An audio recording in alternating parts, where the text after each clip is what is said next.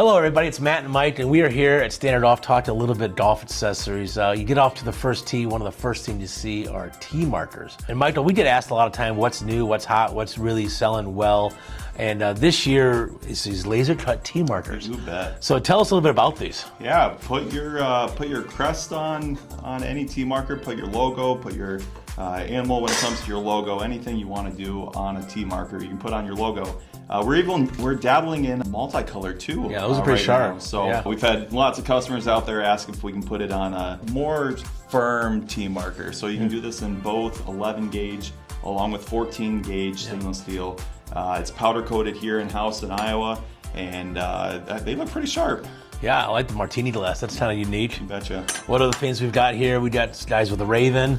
We got a pretty cool. rose over here. We got a beaver right here. Yeah, the windmill. Now this is just the natural color when we get it after we pull it off the laser engraver, and then we powder coat them. So it's pretty cool. Powder coat them any color, and as Michael mentioned, some guys even are thinking about some different colors. So that's pretty cool. That's a little technical for us, but it's pretty neat. So yeah, the laser cut tee markers, the newest, latest hot thing in golf.